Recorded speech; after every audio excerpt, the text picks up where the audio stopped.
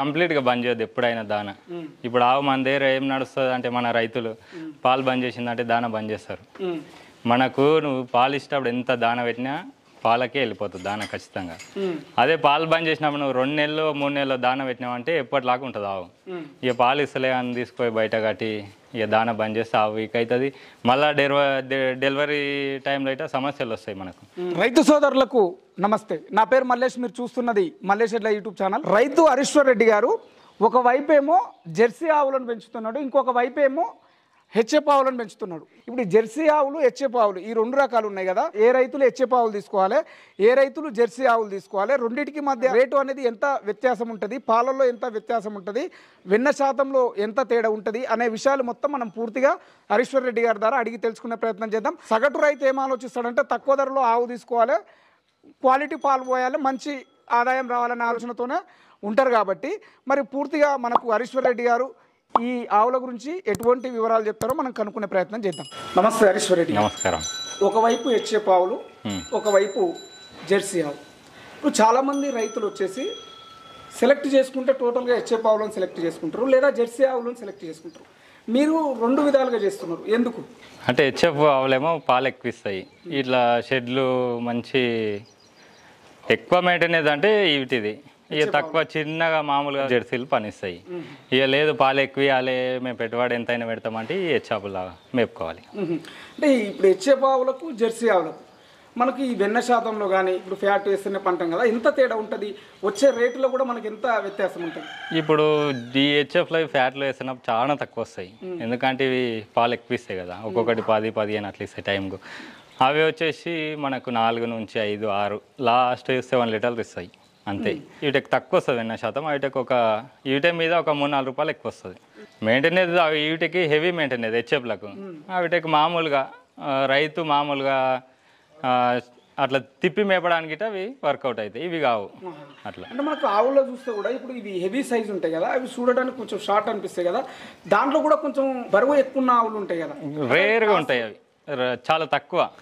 పర్టికులర్గా ఇది హెచ్ఎఫ్ ఇది జెర్సీ అని మనం గుర్తుపట్టాలంటే ఎలాగా? ఎందుకంటే చాలా మంది రైతులకు తెలిసి ఉంటుంది, కాకపోతే కొత్తగా చూస్తే ఒక కన్ఫ్యూజన్ ఉంటుంది, హెచ్ఎఫ్ అంటే ఏంది, జెర్సీ అంటే ఏంది. హెచ్ఎఫ్ అంటే మనకి ఈ కలర్ వస్తుంది, ఈ ప్యాచెస్ తో ఉంటుంది కదా, వైట్ బ్లాక్ ఉంటుంది. ఇక కొమ్ములు ఉండడం లేకపోవడం సమస్య కాదు, కొమ్ములు లేనివన్నీ హెచ్ఎఫ్లు కావు, ఉన్నాయి గిట్ట హెచ్ఎఫ్లు కావు అనేది ఏమి ఉండదు.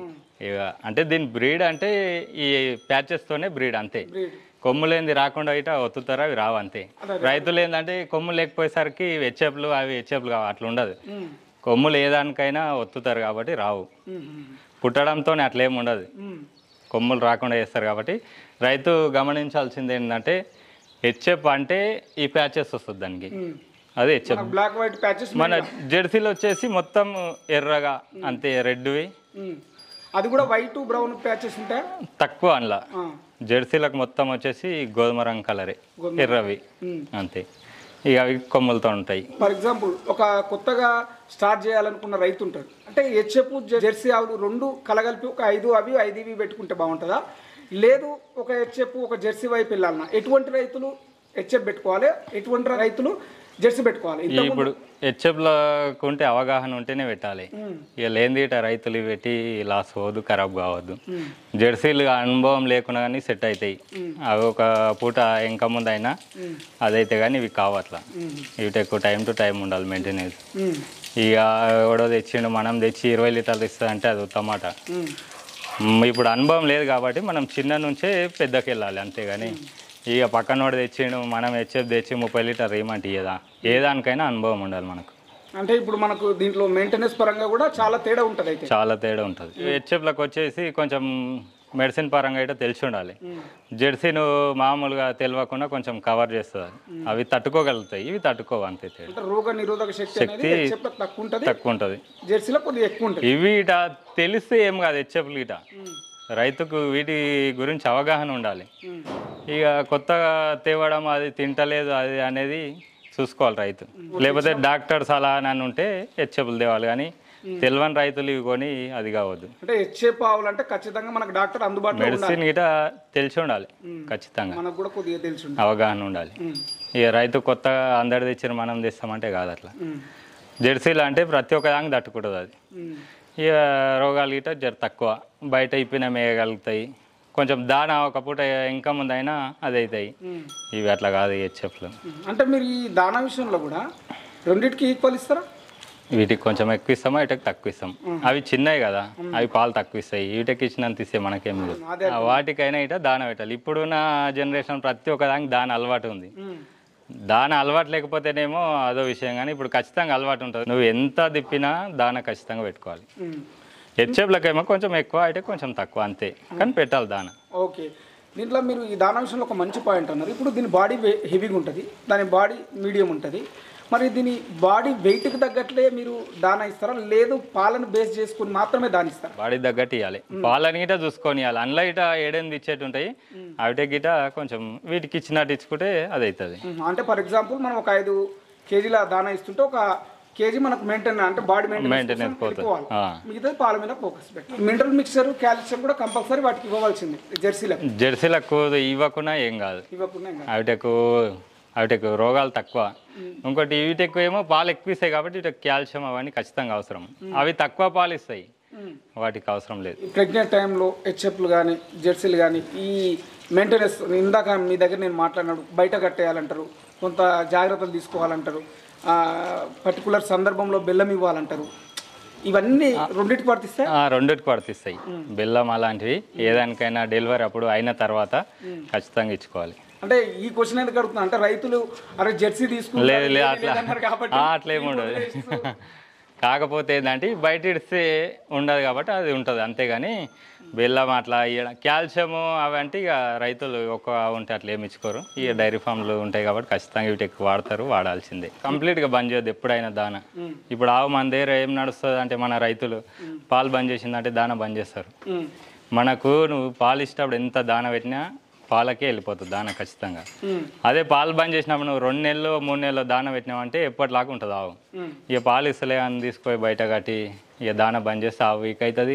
మళ్ళీ డెలివరీ టైంలో అయితే సమస్యలు వస్తాయి మనకు, కాల్షియం డౌన్ కావడము అట్లా. దానికి ఎనర్జీ సరిపోదు కదా మనకు. మళ్ళీ యథావిధిగా మనము రైతులు ఏమంటారు, బయటికి వెళ్ళి తెచ్చినప్పుడు బాగుంటాయి ఆవులు, మన దగ్గర ఇట్లా ఉన్నాయని కాదు. ఇప్పుడు మా దగ్గర ఆవును మీకు చెప్పినాం ఆల్రెడీ, దాన వల్లనే మెయిన్ అసలు. ఇక పాలు బంద్ చేసినప్పుడు దాని అయిపోతే ఆవు ఖరాబ్ అయిపోతుంది. పాలు ఇచ్చినా ఇవ్వకుండా పెట్టాలి దాన ఖచ్చితంగా. ఇప్పుడు నువ్వు పాలు ఇచ్చినప్పుడు ఒక 5 కిలోలు ఇస్తున్నావు, పాలు బంద్ చేసినప్పుడు 2 కిలోలు సరిపోతుంది. దానికి పాలు రావు కాబట్టి బాడీ మెయింటెనెన్స్ కరెక్ట్ సరిపోతుంది అది, కానీ కంప్లీట్గా బంద్ చేయొద్దు. కంప్లీట్గా దాన అనేది మనము ఇవ్వకుండా ఉండొద్దు. ఇప్పుడు నేను వచ్చే ముందు మీరు అప్పుడప్పుడే దాన కలుపుతున్నారు, దాంతోపాటు ఒట్టిగడ్డి కూడా అప్పుడే ఇస్తున్నారు. అంటే టైమింగ్ ఇదేనా, కేవలం ఒట్టిగడ్డి మాత్రమే మీరు ఇస్తారా, పచ్చిగడ్డి కూడా? పచ్చిగడ్డి ఇస్తాం మేము. పచ్చిగడ్డి కూడా ఉన్నది. ఎన్ని ఎకరాలు నాటుకున్నారు? మా దగ్గర ఇప్పుడు ప్రస్తుతానికి ఒక 2 ఎకరాలు. 2 ఎకరాలు. ఏది నాటుకున్నారు గడ్డి? Super Napier. సూపర్ నేపియర్ మొత్తం మ్యాక్సిమం సూపర్ నేపియర్. అంటే ఈ వీటికి మేత ఇచ్చేటప్పుడు కూడా మనము పర్టికులర్గా ఇన్ని కేజీలు ఇవ్వాలని ఉంటుంది. ఇప్పుడు వెటర్నరీ డాక్టర్ అనుకుంటే మనకు దాదాపు రోజు ఒక 25 కేజీల పైన ఇస్తే బాగుంటుంది అంటారు. మరి మీరు రోజు ఎన్ని కేజీలు ఇస్తారు? ఏ రైతన జోగాడు కాబట్టి మనకు ట్రబుల్ ఉంటాయి రైతు దగ్గర. మేము ఒక హెచ్ఎఫ్ ఆవులకు వచ్చేసి 2 ఆవులకు 3 ట్రబుల్ వస్తాం 2 ఆవులకు 3 ఒకసారి 11 గంటలప్పుడు. ఇక అంతే, అవి అంతవరకు తింటాయి, పడుకుంటాయి. మళ్ళీ సాయంత్రం దాన లేచిన తర్వాత మళ్ళీ పాలు తీసిన తర్వాత నైట్కి సేమ్ 2 ఆవులకు 3 ట్రబుల్.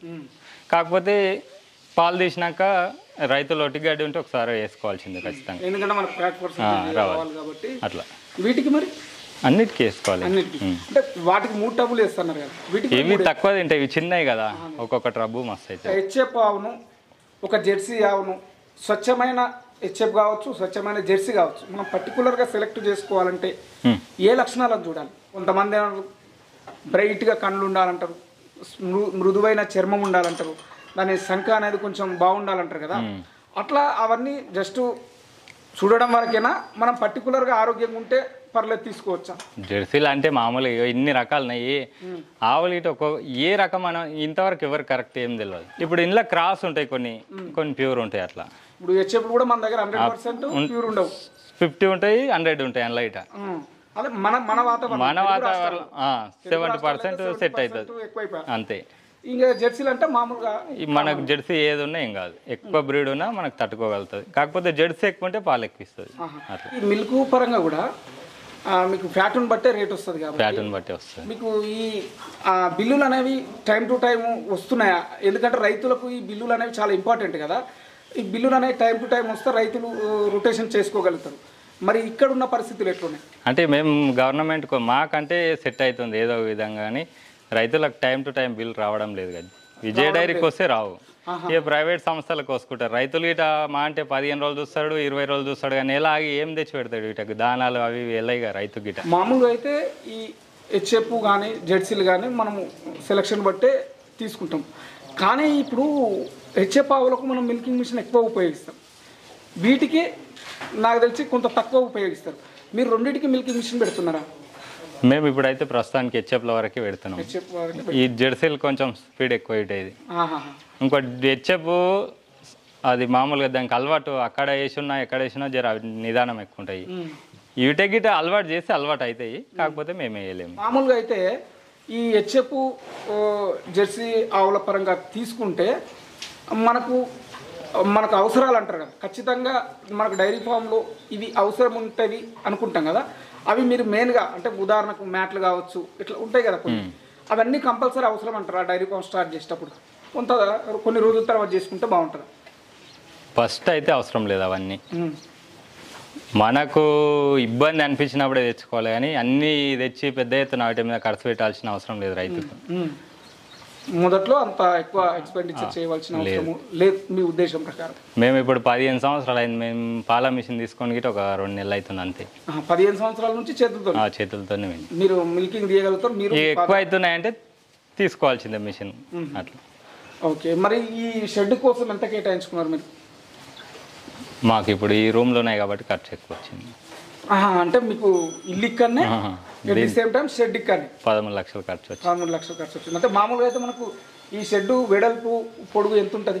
ఇప్పుడు మా షెడ్ 80 ఫీట్లు ఉంటుంది పొడవు, ఈ అడ్డం వచ్చేసి 32 ఫీట్లు. ఎన్ని ఆవుల టార్గెట్ తో షెడ్ కట్టింది? మాకు 30 ఆవులు పడతాయి ఇప్పుడు షెడ్. 30 ఆవులు టార్గెట్ తో షెడ్ వేసినాం, నిర్మాణం చేసుకున్నారు. మీరు ఒక సైడ్ మొత్తం దాదాపు 10-15 ఉన్నట్టున్నాయి. అక్కడ కొన్ని ఉన్నాయి, ఇక్కడ కొన్ని ఉన్నాయి కాబట్టి మా షెడ్ వచ్చి కంప్లీట్గా వచ్చేసి ఒక 2-3 గుంటలు ఉంటుంది. అంటే ఖాళీ ప్లేస్ మొత్తం అది మొత్తం కలిపి ఒక 2-3 గుంటలు. ఇక్కడ 2-3 గుంటలు, అక్కడ గడ్డికి మనకు 2 ఎకరాలు. 2 ఎకరాలు దాదాపు పర్ఫెక్ట్ గా 2 ఎకరాలు ఉంటే సరిపోతుంది అంట. మామూలుగా సరిపోతుంది, ఎక్కువ పెట్టాలంటే సెట్ కాదు. అదే మనకు ఒక 10 ఆవులు అంతే. మరి రైతులు ఇంతకుముందు మనము మిమ్మల్ని అడిగినట్లు పర్టికులర్గా ఇప్పుడు స్టార్ట్ చేస్తున్నారు అనుకుంటే ఏ ఆవులకు ప్రిఫరెన్స్ ఇవ్వాలి? తెలియని రైతులు అయితే జెర్సీలే కొనాలి, తెలిసిన వాళ్ళు అంటే హెచ్ఎఫ్లు కొనాలి. ఎందుకంటే పాలు తక్కువ ఇస్తాయి. డైరీ ఫామ్ ఇక పెట్టాలి పెద్ద ఎత్తున అంటే తెలిసి ఉంటే హెచ్ఎఫ్లు కొనుక్కోవాలి. ఇవి మామూలుగా చిన్న రైతులే కొంటారు ఈ జెర్సీల వరకు. అయితే మనము హెచ్ఎఫ్ ఆవులతోనైనా జెర్సీ ఆవులతోనైనా డైరీ ఫామ్ స్టార్ట్ చేయాలంటే ఎంతో కొంత అనుభవం ఉండాలి. వాటికి వచ్చే రోగాల గురించి తెలిసి ఉండాలి. మనము వాటికి ఇవ్వవలసిన కొన్ని మెడిసిన్స్ కూడా తెలిసి ఉండాలి. రైతుకు ఖచ్చితంగా మెడిసిన్ అనుభవం ఉండాలి ఎంతో కొంత. ప్రతిదానికి డాక్టర్ అంటే ఒక నైట్ ఏమన్నా అవుతుంది, ఆ టైంలో మనం డాక్టర్ రాడు కదా, మనకి గిట్ట అనుభవం ఉంది అనుకో, ఆ తెల్లారి వరకైనా మనం దాన్ని అది చేయగలుగుతాం. డైరీ ఫామ్ అనేది ఇప్పుడున్న పరిస్థితుల్లో సక్సెస్ కావడానికి అవకాశం ఉందా? ఇప్పుడు కొంచెం కష్టమే ఉంది. ఎందుకోసం కష్టం? పాల రేట్ లేదు, దానా రేట్లు ఎక్కువ. ఇప్పుడు ఏం రైతులకు గిట్ట ఏం మిగులుతుంది, దానా రేట్లు ఎక్కువ అంటున్నారు. ఫర్ ఎగ్జాంపుల్ ఇప్పుడు మీరే 4 రకాల దానాలు ఇచ్చారు, రోజు 200 ఖర్చు అయితే వస్తుంది 2 టైంలు కలిసి. ఆవు మీద 200 ఖర్చు వస్తుందంటే మనకు 400 వస్తే 200 ఖర్చు పోవాలి, 200 మిగిలాలి. ఆ కాన్సెప్ట్తోనే పని చేయాలి. ఇప్పుడున్న పరిస్థితులు అంత అనుకూలంగా లేవని అంటున్నారు. ఇప్పుడు లేదు, రైతుకి అయితే ఇప్పుడు లాసే ఉంది. ఈ పరిస్థితులను మనము అంటే ఏ విధంగా అయితే ఈ పరిస్థితులు సెట్ అవుతాయి అనుకుంటా? పాల రేట్ పెరగాలి. పాల రేట్ పెరగాలి. ఏ రైతు అయినా ఒక్కదాని మీద ఎప్పుడు డిపెండ్ కావద్దు. ఏది ఇప్పుడు పాలకు పెట్టిన రైతు ఏదో ఒక కూరగాయలు అదే ఉంటేనన్నా సెట్ అవుతుంది, కానీ ఇక పెద్ద ఎత్తున డైరీ ఫామ్ పెట్టి ఇట్లా దాని మీద డిపెండ్ అయితే కాదు. ఏదైనా ఒకటి సైడ్ ఉండాలి, కనీసం వాటి దాన ఖర్చులకు వచ్చేటట్టు అన్నీ ఉండాలి. దాన ఖర్చులకు వచ్చేటట్లయితే ఉండాలి. ఓకే, ధన్యవాదాలు హరీశ్వర్ రెడ్డి గారు, చాలా మంచి సమాచారం తెలియజేశారు. విన్నారు కదా మన హరీశ్వర్ రెడ్డి గారు చెప్పిన వివరాలు. హెచ్ఎఫ్లు కావచ్చు, జెర్సీలు కావచ్చు, మనకు వాతావరణ పరిస్థితులను బట్టి జెర్సీలను తీసుకోవాలి. మీరు అన్ని మెయింటెనెన్స్ చేసుకోగలిగితే హెచ్ఎఫ్లను తీసుకోవచ్చు అనేది మనకు హరీశ్వర్ రెడ్డి గారి యొక్క అభిప్రాయము. మీరు ఈ వీడియో చూసిన తర్వాత మీ విలువైన అభిప్రాయాన్ని కామెంట్ రూపంలో తెలియజేయండి. మరి హరీశ్వర్ రెడ్డి గారు చెప్పిన వివరాలు మీకు ఏవి కరెక్ట్ అనిపించినవి, ఏమన్నా ఇక్కడ ఈ పాయింట్ ఉంటే బాగుంటుంది అని మీకు అనిపిస్తుంది కదా, ఆ పాయింట్ ఏందో మెన్షన్ చేయండి. నెక్స్ట్ వీడియోలో నేను దాన్ని కవర్ చేసేటట్లు తెలియజేస్తాను. ఇది ఈరోజు వీడియో. ధన్యవాదాలు.